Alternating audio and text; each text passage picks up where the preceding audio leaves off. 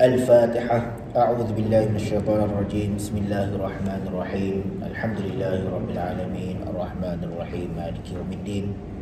إياك نعبد وإياك نستعين. اهدنا الصراط المستقيم صراط الذين أنعمت عليهم غير المغضوب عليهم ولا الضالين. آمين.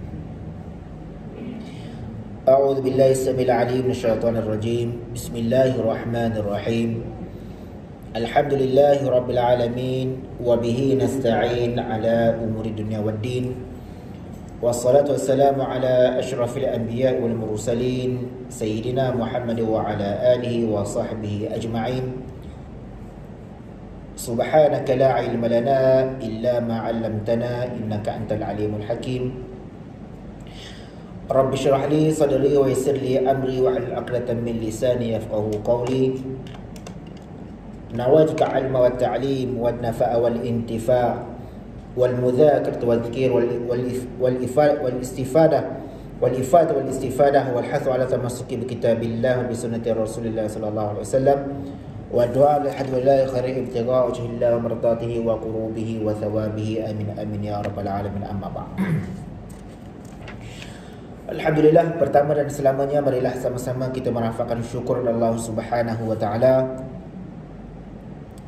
Pada malam ini Allah Subhanahu wa taala mengizinkan kita untuk sama-sama kita berada di rumah Allah, menunaikan salat fardu maghrib secara berjemaah dan seterusnya untuk sama-sama kita mengikuti kelas ataupun kuliah bulanan kita yang masih lagi kita membicarakan tentang hadis 40 An-Nawawi, insya-Allah pada malam ini. Kita sampai pada hadis yang ke-40, hadis yang terakhir. Dia bukan hadis terakhir, dia ada lagi dua ekstra. Tapi insya-Allah kalau sempat malam ni kita baca yang dua ekstra tu. Hadis malam ni hadis yang ke-40, bermakna selama ini kita telah pun membaca sebanyak 40 buah hadis yang disusun oleh Imam An-Nawawi. Kita dah baca habis dah. Malam ni hadis yang penghabisan, termasuk dua yang ekstra yang kita akan bacakan kalau sempat pada malam ini, insya-Allah.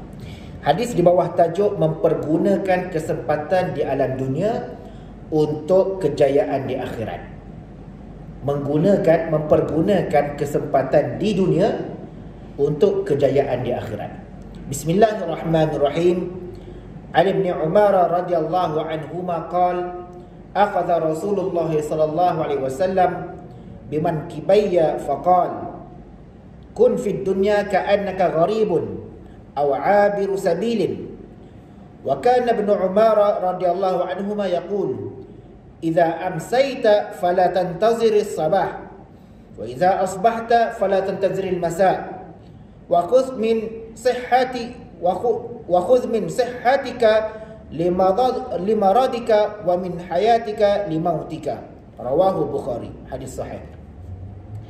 Hadis yang diriwayatkan daripada Ibn Umar radhiyallahu anhuma, katanya bahawasanya Rasulullah sallallahu alaihi wasallam satu ketika telah memegang kedua-dua bahuku seraya bersabda, hendaklah kamu menjadi seorang yang dagang di dunia ini atau seorang pengembara. Maka Ibn Umar radhiyallahu anhu berkata, apabila kamu berpetang-petang, maka janganlah kamu menunggu waktu pagi, dan apabila kamu berpagi-pagian, maka janganlah kamu tunggu sehingga waktu petang, dan pergunakanlah masa sihatmu sebelum sakitmu dan masa hidupmu sebelum matimu. Hadis sahih riwayat Bukhari.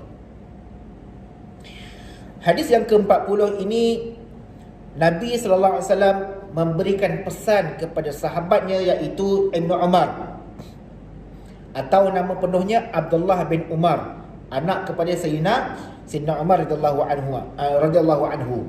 Jadi bila kita sebut Ibn Umar, maka dua-dua Allah meridai ayahnya Sayyidina Umar dan juga anaknya Abdullah bin Umar. Jadi sebutnya radhiyallahu anhuma. Akhadha Rasulullah sallallahu alaihi wasallam bimankibayya faqala. Akhadha Rasulullah sallallahu alaihi wasallam memegang kedua bahu ni. Macam kita bila nak cakap dengan anak, kalau cakap direct mungkin dia tak dengar, ataupun dia tak perasan, ataupun dia buat tak indah. Tapi kalau ada sesuatu benda yang kita nak cakap, nak bagi tahu benda ni serius, kita akan datang dekat dan kita akan pegang kedua bahu dia, pegang badan anak kita tu. Seolah-olah begitu Rasulullah SAW begitu serius nak sampaikan kepada sahabat Nabi SAW yang bernama Abdullah bin Umar ataupun Ibn Umar ini. Datang kepada Abdullah bin Umar, dia pegang dulu, pegang macam ni, pegang, kan? Bimangkibai, antara dua bahu pegang. Faqal, dan Nabi bersabda, kun fid dunya ka'annaka gharibun. Jadilah kamu di dunia ini seolah-olah ataupun seperti gharibun, orang yang berdagang. Kalau ikut terjemahan Indonesia disebut berdagang. Kita pula kadang-kadang salah faham berdagang ni berniaga. Maksudnya ka'annaka gharibun, seolah-olah kamu ini asing. Datang asing, orang asing. Kun fid dunya ka'annaka gharibun. Jadilah kamu hidup dunia ni seperti orang asing. Au abiru sabilin, atau orang yang melintasi satu jalan, atau orang yang mengembara. Kalau sebut mengembara mungkin lebih faham. Tapi abiru sabil ni orang yang melintas satu jalan. Hanya sekadar lintasan, hanya sekadar laluan, transit, sementara saja. Kalau kita sebut sebagai orang yang asing, orang yang berdagang, orang yang mengembara, dia tidak akan mengembara selama-lamanya. Dia akan mengembara beberapa masa tempoh. Mungkin dia musafir 3 hari, 4 hari, 10 hari, terpulang kepada ataupun bergantung kepada situasi ataupun keadaan, keperluan dia. Ada orang kata, ustaz, musafir ni 3 hari je. Ya, lebih betul tak dikira musafir. Sebenarnya musafir ni kalau ikutkan, dia tidak ada limit pun. Musafir tak ada limit. Satu tempat tu maksimum 3 hari. Kalau dia disambung lagi, jalan lagi, esok saya akan ke Perak, musafir 2-3 hari. Lepas tu saya sambung jalan lagi, naik ke Pening pula, naik ke Pening 3 hari lagi. Jadi sepanjang tu dikira musafir. 3 hari sini, 3 hari sini, 3 hari sini, sampailah kita punya urusan selesai. Beginilah gambaran orang yang dikatakan sebagai pengembara. Kenapa Nabi kata ka'annaka gharibun? Jadilah kamu, wahai Ibn Umar, sebagai seumpama seorang yang yang berdagang ataupun yang mengembara di dunia ni, yang asing di dunia ni. Sebab apa tuan-tuan? Bila sebut berdagang, bila sebut asing, mengembara ni, bila sebut orang asing, kita tak kenal, kita dianggap pelik. Dan memang kita ini, asalnya kita ini seorang pengembara. Kita mengembara bermula daripada alam roh. Kembara kita tu bermula daripada alam roh, transfer jalan sampai ke alam rahim. Duduklah 9 bulan 10 hari, kurang ataupun lebih kurang macam tu. Kemudian keluar pula ke alam dunia. Padahal dia sedar-sedar duduk dalam alam rahim tu, makan free, tahu tidur je, tidur makan, nak mengunyah pun tak perlu ngunyah dah. Makanan automatik masuk dalam perut, disalurkan terus automatik dalam perut. Tahu-tahu kenyang, kita boleh tidur. Bangun tidur, tendang perut sana, tendang sini. Tu yang mak sakit perut tu, kena tendang anak dalam perut tu. Dah sedar-sedar duduk dalam alam rahim, alam perut ibu, ditransferkan pula, dipindahkan pula, kita kembara lagi ke alam dunia pula. Bila berada dalam alam dunia, macam-macam lah. Alam persekolahan, alam pekerjaan, alam perkahwinan, alam kekeluargaan, bersama dengan masyarakat, bersama dengan komuniti, menjadi pimpinan, menjadi AJK, apa lagi, macam-macam alam yang kita lalui. Bermula kanak-kanak, remajanya, dewasanya, sampailah akhir usia kita. Akhir sekali, last kembara kita di dunia ni, dia akan dibawa pula, kita ni akan dibawa pula, kembara pula ke alam barzah. Alam barzah tu kita ingat dah ni last ni, habis ni, ini destinasi terakhir. Tak, sampai di alam barzah ada lagi beberapa destinasi, beberapa hala tuju yang perlu kita tujui, lokasi yang perlu kita tujui untuk kita sampai ke penghujungnya, matlamatnya. Daripada alam barzah tu, tak ceritalah soal muka nakir tu cerita lain lah. Ini cerita pengembaraan kita tu, pengembaraan manusia tu. Tunggu berapa lama pula duduk dalam alam barzah, alam kubur. Nak tunggu hari kiamat. Orang yang hidup lama ataupun orang yang dah mati lama, orang yang hidup sampai akhir usia bumi pun, tetap semua manusia tetap akan melalui peristiwa hari kiamat. Kalau dia mati awal, kalau dia berada dalam alam kubur, dia dah mati dulu, baru dunia kiamat. Tapi tetap dia akan berjumpa dengan kiamat. Bukan dalam surah juzuk 30 tu kan, dalam surah At-Takwir, surah apa lagi? Dia cerita tentang kubur-kubur yang dibongkarkan balik, mayat-mayat yang dikeluarkan balik untuk sama-sama menghadapi hari kebangkitan, menghadapi hari kiamat, mahsyar dan sebagainya. Dicerita dalam Quran. Kemudian pengembaraan lagi bersambung. Selepas berlakunya kiamat, kita akan dibawa pula ke alam mahsyar. Kembara lagi ni. Kembara lagi. Sampai alam mahsyar, alam mizan pula. Alam hisab pula. Mizan ni hisab. Ditimbang neraca amal baik, amal buruk kita. Berapa banyak yang baik, berapa banyak yang buruk ditimbang. Kemudian diteruskan pula perjalanan kita alam sirat. Baik amalan kita, selamatlah kita di titian sirat. Barulah masuk ke alam last kali. Barulah kita sampai ke alam dinamakan sebagai alam jaza, alam pembalasan. Bila sebut pembalasan ni dia ada dua. Balas baik ataupun balas buruk. Kalau balas baik, syurgalah tempat kita. Kalau balas buruk, waliyazubillah, nerakalah jawabnya. Itu dinama last kali destinasi kita, alam jaza. Jadi manusia ini dia asing, manusia ini pengembara. Kemudian dikata wakan Ibn Umar radhiyallahu anhuma yaqul idza amsayta fala tantazir sabah. Bila kita ni menjadi seorang pengembara, seorang yang asing, seorang yang berdagang, maka kita tidak akan melengah-lengahkan masa. Sewajarnya kita tidak akan melengah-lengahkan masa, membuang masa. Kalau kita berpagi-pagian, dikata berpetang-petang, iza amsaita fala tantazir, jangan kamu tunggu sampai waktu pagi. Wa iza asbahta, apabila kamu berpagi-pagian, fala tantazir masa. Bila kamu berpagi-pagian pula, jangan sampai tunggu petang. Maksudnya apa tuan-tuan? Memang lumrah ataupun menjadi amalan orang yang mengembara ni, dia akan transit sekejap je. Dia akan buat benda yang ringkas. Kalau nak makan cepat. Berhenti kat RNR ni, makan cepat. Jauh lagi perjalanan. Berapa KM lagi kita nak sampai ke destinasi. So, gunakan masa yang terhad ini, yang sementara ni, untuk cari bekal. Untuk buat nak makan, nak buang air ke, nak solat jamak dulu ke apa. Orang mengembara. Begitulah juga maksud hadis ini.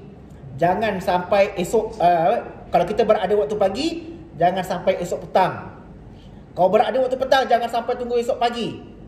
Baru nak buat baik, baru nak bersedekah, baru nak tutup aurat, baru fikir aku baru nak bertaubat. Sempat lagi esok boleh taubat, sempat lagi minggu depan boleh taubat, sempat lagi nanti ujung bulan ada rezeki 8 hari bulan Februari ni umrah dah buka, nak daftar pergi umrah pula, taubatlah dekat Mekah sana. Buatnya tak sempat tunggu 8 Februari, buatnya kita tak sempat nak sampai ke Mekah, kan? Tak sempat kita nak bertaubat. Jadi bermaksudnya orang mengembara ni masanya sangat suntuk. Seorang pengembara masanya sangat suntuk, sangat terhad. Jadi dia akan menggunakan masanya dengan sebaik mungkin. Kita sebagai seorang pengembara di dunia ni, masa kita ni sangat-sangat terhad. Sangat-sangat sedikit. Walaupun kita rasa macam kita ni dah lama hidup, baru dah 40 tahun, 50 tahun, 60 tahun, rasa macam dah lama hidup. Sebenarnya usia kita semakin waktu kita semakin sempit dan masa tu semakin singkat. Sudah tak sedar dah kejap lagi dah isyak. Balik karang sibuk-sibuk ni pukul 10 tidur, esok baru lelap je dah azan subuh. Kan? Masa tu semakin cepat berlalu. Sedar tak sedar masa tu semakin cepat berlalu. Kalau kata jam kita ni rosak ke? Jam kat rumah ni rosak ke apa? Tiba-tiba dah subuh lah ni, awal pula kan. Walaupun subuh tu masuk lewat pukul 6.20 macam tu, 6.22 waktu subuh masuk lewat, tapi kita Kalau sedar, kita boleh rasa masa tu terlalu pantas cepat. Masa tu berlalu. Kan? Kejap dia dah tahun 2022. Kejap dia dah masuk bulan Rejab. Tak lama lagi, lebih kurang 57 hari kita nak masuk bulan Ramadan. Tetap sedar masuk bulan Ramadan. Tadi petang tadi umumkan pula, KM umumkan pula kes naik mendadak 7,234. Dia nak puasa ni macam tu lah. Nak dekat puasa, nak raya ni, kes naik mendadak. Tuan-tuan faham ni lah. Bismillahirrahmanirrahim. Dah masuk bulan Rejab, Syaban, standby lah. Dia adalah kes naik. Salahkan orang balik raya, orang balik kampung, semua terlibat tu. Allah Akbar. Masa begitu singkat, masa sangat-sangat mencemburui kita. Jadi sebab itu Ibn Umar pesan kepada kita, la tantazir masa'an, la tantazir sabahan. Kalau ada pagi jangan tunggu sampai petang. Kalau berada waktu petang jangan tunggu sampai esok pagi. Baru kita nak cari bekal, baru kita nak buat persiapan, baru kita nak kumpul amal bekal, nak sedekah, nak infak apa semua. Bila dah terlewat, dah tak ada masa dah untuk kita buat bekal. Bila masa tempoh itu tu dah habis, tempoh kita tu dah, hayat kita tu dah tamat, ajar kita dah sampai tamat habis dah. Tak boleh nak extend sikit, tak boleh nak minta tangguh sikit. Dalam Al-Quran Allah cerita idza jaa ajalukum la yastakhiruna sa'atan wa la yastaqdimun.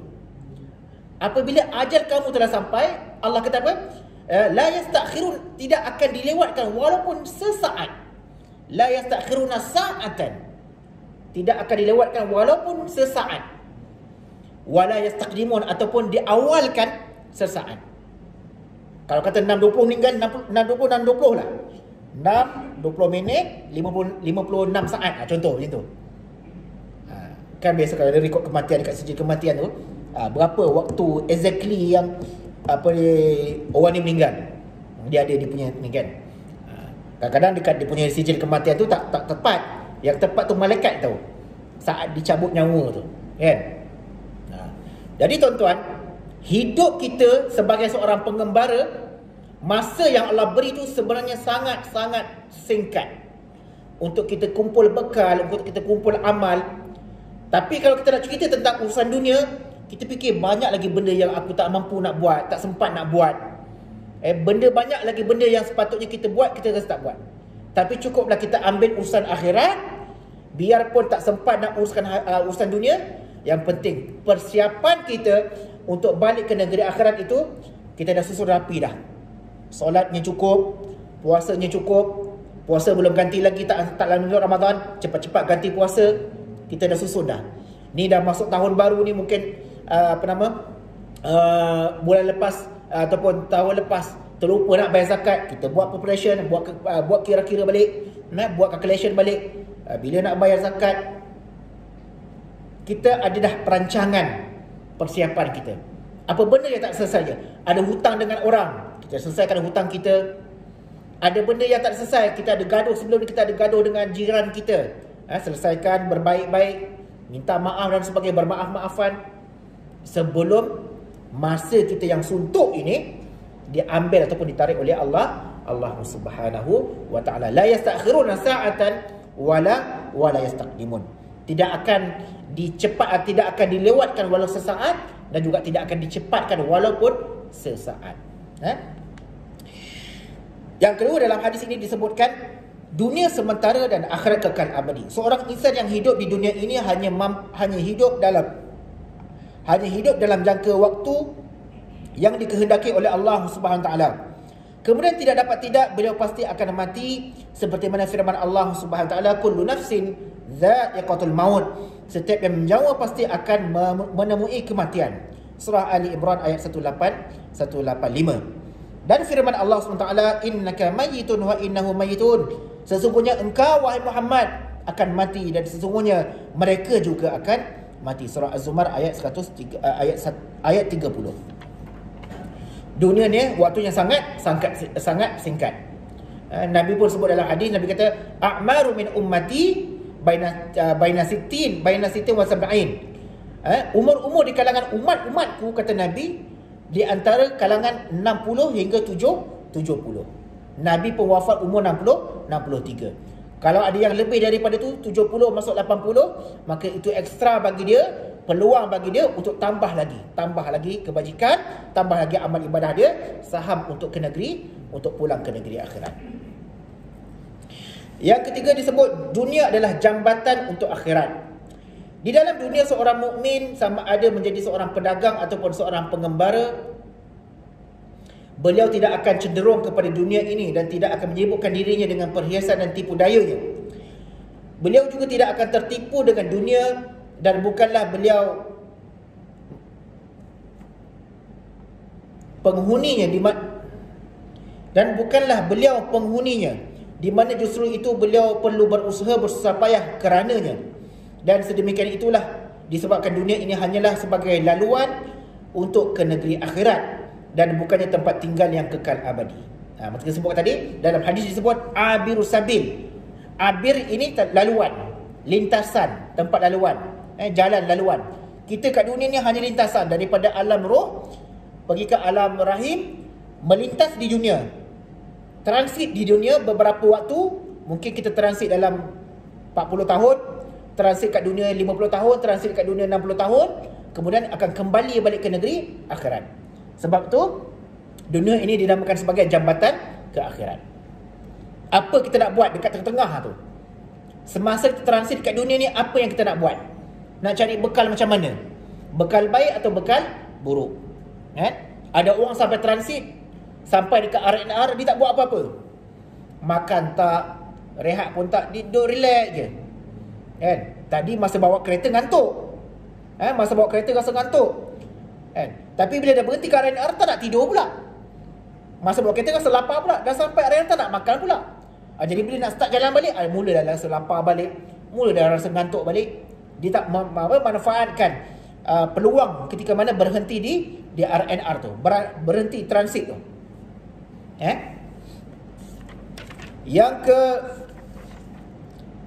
Yang keempat disebutkan di sini, nasihat daripada Ibnu Umar, yang mana dia menerima nasihat daripada Rasulullah SAW, yang mana Nabi SAW ini dengan segala jiwa dan raganya memahami, dengan hati dan fikirannya, serta memahami dengan akalnya dan ingatannya. Macam disebut tadi, bila Nabi datang dekat, Nabi pegang sahabat tu, mana kata Nabi nak bagi tahu, Nabi nak cakap satu benda yang betul-betul serius. Dalam hadis yang lain, dalam peristiwa yang lain, Nabi pernah berjumpa dengan sahabat, kalau tak silap saya, Muaz bin Jabal. Nabi datang, Nabi peluk dia, dan Nabi kata, uhibbuka fillah, aku sangat cinta ataupun aku sangat kasih kepada kamu, wahai Muaz. Dan Nabi pesankan kepada dia beberapa pesanan, dan Nabi titipkan doa kepada dia. Jadi kalau ada satu perkara yang Nabi serius, ambil berat betul-betul, Nabi akan datang dekat dan akan cakap pada para sahabat. Jadi bila Nabi kata apa, ka'annaka gharibun, betul-betul dunia ni, kita duduk dunia ni jadi orang asing. Bila amal agama pun orang tengok pelik lah. Nak beramal agama pun orang tengok pelik. Apalah dia ni, zaman bila pakai lebay, zaman bila pakai jubah ni, orang sekarang dah pakai kot, kan? Dia nampak dunia ni asing. Islam ni seolah-olah Islam ni berdagang. Kerana hadis yang lain Nabi kata, Islam ni akan tiba suatu zaman, Islam ni akan kembali berdagang, kembali menjadi asing. Orang yang beramal dengan Islam ni akan dilihat sebagai seorang yang asing. Pelik tengok orang ni, apa dia ni tunggang terbaik ni semayang. Tuan-tuan kalau tengok dalam media sosial sekarang ni, semalam pun ada mufti Kedah tegur, mufti Kedah ditegur, hentikan celaan ataupun makian kepada para ulama dan asatizah ataupun orang agamawan. Sebab zaman sekarang ni di media sosial, orang semakin lantang dan berani, tak takut, semakin berani mengkritik mufti, mengkritik ulama. Bukan sekadar mengkritik, menghina lagi, caci maki lagi. Dia kata mufti makan duit itulah, apalah semua, gila jawatan, macam-macam. Ulama ni cakap tak bersupa, bikin macam-macam. Orang dah tak takut dah. Nak hina ulama, nak hina Islam, nak hina agama, ada yang mempertikaikan yang baru ni dia kata, apakah relevannya sekolah kita, sekolah kebangsaan ni mengadakan mata pelajaran bahasa Arab. Padahal bahasa Arab tu boleh belajar sekolah agama. Dia kata bahasa Arab ni benda yang tak penting. Kenapa masukkan dalam silibus? Kita orang Melayu belajarlah bahasa Melayu, kan? Bahasa Inggeris boleh pula, kan? Pertikaikan bahasa Arab tu. Itu satu. Yang kedua, dia kata sekolah agama, sekolah kebangsaan ni sepatutnya dipisahkan subjek agama dengan subjek akademik. Dan agama ni, siapa nak belajar agama terpulang masing-masing, hak masing-masing. Pergilah sekolah agama. Tapi sekolah kebangsaan ni tumpukan kepada akademik. Agama tak perlu. Ni macam tu. Sampai macam pemikiran masyarakat kita sekarang, sampai macam tu sekali tak nampak agama ni adalah satu benda yang penting dalam hidup dia. Agama ni satu benda yang penting dalam hidup dia. Wahala agama itulah yang akan menyelamatkan diri dia dunia dan akhirat.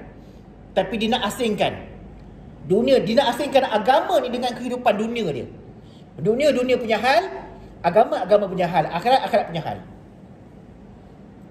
Sebab tu yang saya selalu sebut, ramai orang masyarakat kita sekarang ni, dia faham agama ini hanyalah ibadah semata-mata. Agama ni solat, puasa, zakat, haji tu agama. Yang lain daripada tu ikut suka lah nak buat macam mana pun. Nak belajar nak belajar ikut akademik, ikut cara barat ke, nak belajar dekat mana-mana ke, pulang. Agama ni tak payah kita nak sibuk-sibuk nak belajar, bagi orang lain je belajar. Itu dalam bau bab pendidikan. Belum masuk lagi dalam bab perniagaan, pekerjaan. Bila bekerja, ikutlah cara kita nak bekerja. Nak ikut bekerja cara orang putih ke, nak bekerja ikut cara barat ke, nak ambil riba ke, nak ambil rasuah ke, kan? Wahal agama ni, Nabi SAW, Allah utuskan Nabi SAW bawa agama kepada manusia ni, ajar kepada manusia ni. Agama ni adalah maksud seluruh kehidupan. Bermula daripada kita bangun tidur, buka mata, celik mata, sampailah kita tutup mata. Semuanya ada perintah agama. Semuanya ada tuntutan agama. Bangun tidur dengan baca doanya, lepas bangun tidur, lepas tu ambil wudunya, solat subuh, semua ada tuntutan agama. Kalau kata solat tu ibadah, tak apa, solat tu ibadah tu solat tu. Lepas tu ada lagi tuntutan agama. Kita pula nak bergerak pergi bekerja, ada juga tuntutan agama. Doa keluar rumah, doa masuk rumah, doa keluar rumah, doa dalam perjalanan, doa naik kenderaan, semua ada tuntutan agama. Baca subhanallazi sakhkhara lana haza, doa naik kenderaan. Ketika memandu bawa kenderaan tu ada juga tuntutan agama. Jaga adab, jaga disiplin, jaga akhlak, patuhi undang-undang. Jangan membahayakan nyawa, jangan membahayakan nyawa orang lain. Jangan kalau kata yang baru ni, kes baru ni Ustaz Nazri yang kematian 3 anak dia dan seorang isteri dan 3 orang anak dia yang kemalangan dekat Bentong tu, akibat pemandu mabuk. Bila tengok pemandu mabuk tu rupanya orang Melayu je. Baru tadi dia tukar hukuman. Saya tak baca habis berita tu. Dah disampaikan kesalahan dia. Ini kalau bila kita memandu, macam sebut tadi, kalau kita pisahkan urusan agama ni hanyalah ibadah semata-mata, dunia ni ikut suka kita, maka kita akan bawa lah dengan keadaan mabuk, dengan keadaan hayal, memandu dalam keadaan tidak berdisiplin, tidak mematuhi undang-undang. Padahal membahayakan nyawa itu adalah satu perkara yang dilarang oleh agama, satu perkara yang dilarang oleh Islam. Membahayakan nyawa orang, bawa kereta tak tentu hala, langgar lampu merah dan sebagainya. Setiap pergerakan, setiap pekerjaan kehidupan kita, semuanya ada tuntutan agama. Ini Islam ajarkan kepada kita. Bila bekerja, kita bila berniaga, jangan rasuah, jangan ambil riba. Kita nak buat pelaburan, kita nak buat pinjaman, kita nak ambil pembiayaan bank dan sebagainya, jangan terlibat dengan riba. Sekarang ni isu riba tengah-tengah hangat ni. Isu isu pasal pinjaman kereta ke apa, saya pun tak pastilah. Tengah isu tengah viral sekarang ni. Tonton tengoklah dekat ni. Bab riba ni. Bab rasuah apa tak lagi. Macam-macam. Setiap pekerjaan tu mesti ada tuntutan agama. Agama ni 24 jam. Hidup kita 24 jam lah mesti kena ikut tuntutan agama.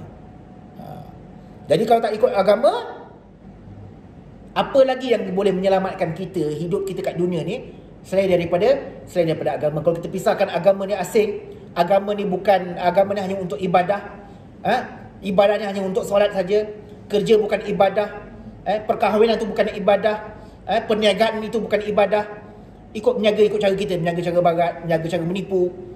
Memang untung, kaya memang kaya tak berkat buat apa, kan? Kaya tak berkat, sebab kaya dengan cara menipu, kaya dengan cara ambil rasuah, kaya dengan cara ambil pelaburan riba dan sebagainya, maka tak ada berkat kehidupan kita. Semayanglah macam mana sekalipun, puasalah banyak mana sekalipun, tapi dalam urusan dunia kita tak berpandukan kepada agama, maka akhirat kita tidak akan selamat. Kita dah fikir solat kita dah bagus, Quran kita dah cukup, zikir kita dah banyak apa semua, puasa kita dah cukup, dah komplit apa semua, tapi bila balik pada urusan dunia, banyak benda yang keterisan ataupun benda yang kita ketinggalan. Cara kita berniaga, bekerja dan sebagainya, berkeluarga, bermasyarakat dan sebagainya, habis semua kita ikut cara campur aduk, bukan cara agama. Baik. Yang kelima, bersegeralah melakukan kebaikan. Hendaklah seorang Muslim itu bersegera melakukan kebaikan dan memperbanyakkan amalan-amalan ketaatan dan kebajikan.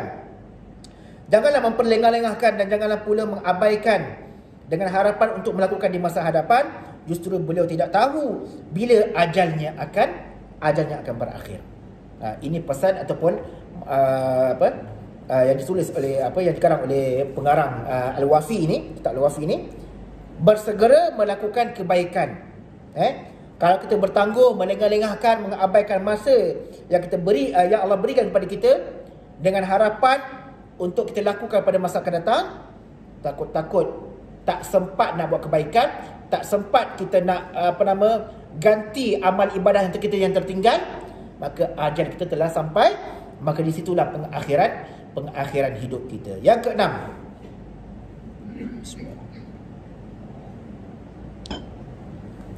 merebut peluang dan kesempatan. Hendaklah seorang Muslim merebut peluang dan kesempatan sebelum luputnya waktu untuk berbuat demikian.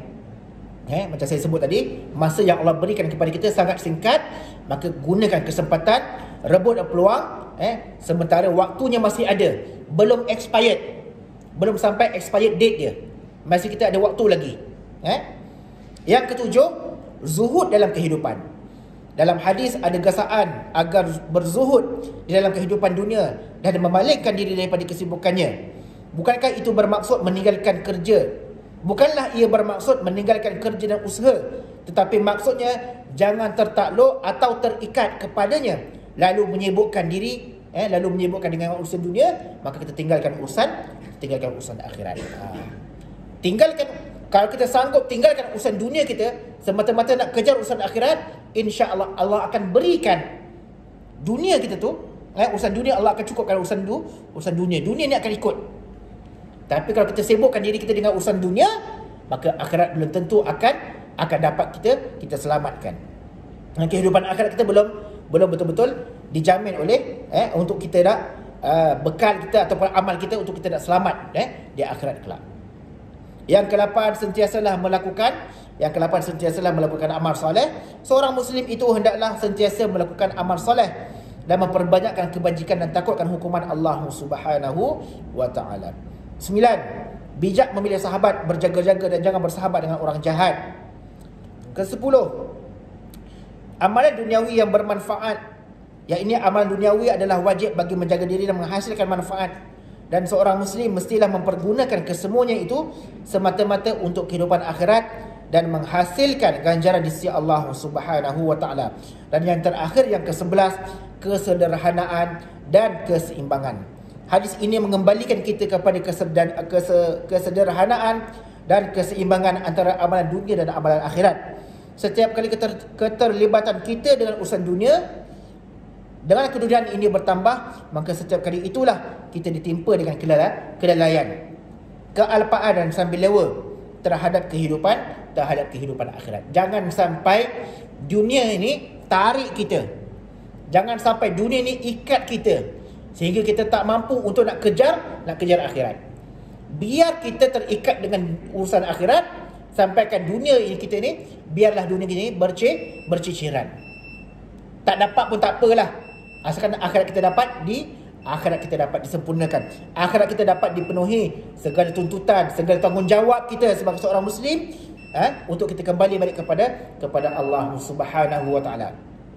Hakikat usia kita yang kita nampak semakin bertambah, angka tahun 2022 ni, angka ni kita nampak makin bertambah.